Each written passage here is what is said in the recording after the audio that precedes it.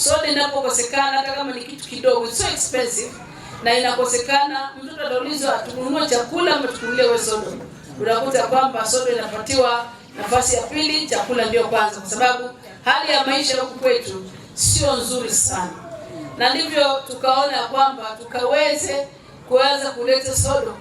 Ninaleta soda hizi kusema kwamba katika Makueni County kwa sasa hivi tunapeana sodo yapata takriban 1237 237,000 pieces, na kila mtoto kutoka grade 4 to grade 9 kila mtoto atapewa sodo 3.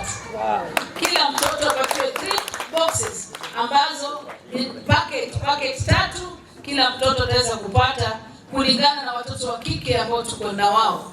Na pia niseme ya kwamba hizi ambazo tumenunua kwa saa hizi kwa Makueni County zimegharimu milioni 13.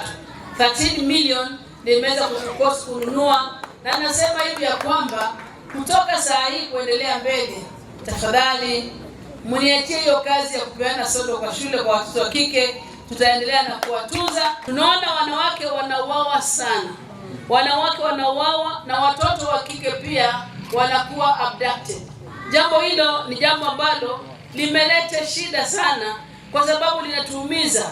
Wanaume ambao wanachukua watoto kuweza kuwateka nyara na kuenda kuwafanyia mambo machafu ama kuwabaka, alafu wanawaua. Hasa ni vipi serikali hii? Ninauliza serikali, kwa nini mkaweze kuacha jambo kama hili liendelee kwa watu ambao wamekosa nidhamu, watu ambao wamekosa akili zao sijui zimeharibika, wanachukua mtoto innocent ambao wanamtoa kwa shule na wanaenda kumweka. Tunasoma habari nyingi, anaenda kwa shamba ya kahawa, mashamba mengine huko ndani ya msitu, mtoto huyo anabakwa na anauawa. Wazazi wanabaki kushangaa.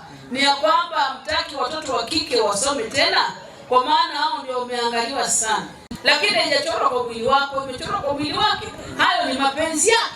Ni kwa nini tena uchukue ya kwamba ati kwa sababu amechora hiyo sura unaanza kumuua? Hilo ni jambo ambalo tumepita mipaka wa Kenya. Jamani, wakina mama tunasikia tuko hatarini, kwa sababu imekuwa sasa ni control ambayo haina, tunaanza kuharibu nchi. Mambo ya kuchelewa shule ama mnasemaje? Kwa sababu msimu na kile kitu kimepeana. Tafadhali, mama anataka tuwe shule. I have seen many families grow and come to level because of education. Watu ambao hawajasoma ni shida tupu. It has a lot of impact, especially to the girl child. As a head of institution, I know what it means. And as a mother, I know what it means, especially in our area, Makueni, because Makueni is a semi-arid area. And I've grown as a girl in Makueni County. And I know what we went through those days. I know mothers are here and teachers also. But I really want to thank you for your effort. Very rare occasions we see in other counties things of the sort being done. So on behalf of the lady heads of institution in Kibwezi sub-county, I really want to thank you. From the bottom of our hearts, we really appreciate. Yule mzazi ambaye apeleke mtoto shule tunaandamana nao. Na tunahakikisha kwamba mtoto ameenda shule, na ikiwa atasidi basi tutampeleka mzazi mahali ambapo atajibu kwa nini mtoto haendi shule. Ajibu kwa Wakenya, atoe jibu kwa watu wa Kibwezi kwa nini mtoto haendi shule, na hapo ni kotini, mahali ambapo kila mtu anaenda kuomba haki. So hata watoto wana haki. Mimi naomba jambo moja leo, sustainability of this program. Isiwe kwamba tunapata gap. In fact, some heads calls me at times, wananiambia madam, unajua zimeisha.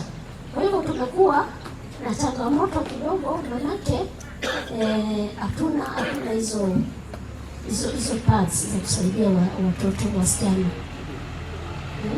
So if we can have sustainability of this program, ikuwe inakuja kila wakati, ndio tuweze kuwa sustain hao watoto kwa shule, waweze kusoma, wakule kama sisi. We are also girls wa China, and we know the challenges that girls go through when they lack this thing. It is very challenging.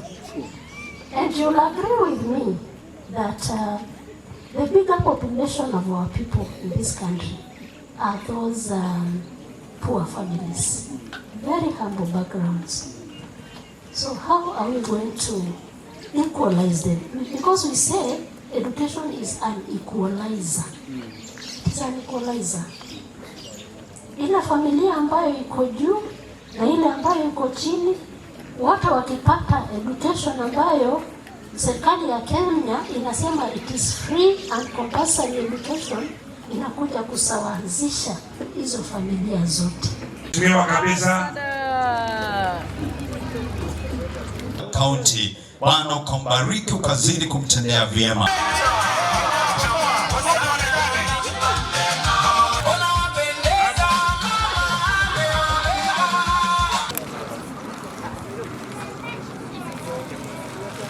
Na nikasema muunganike kama walimu wa kike, muweze nini imeandika.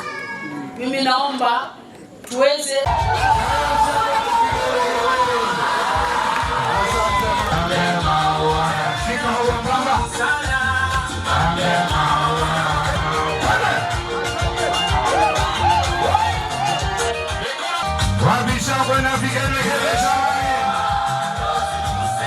Kikamba Martin Gata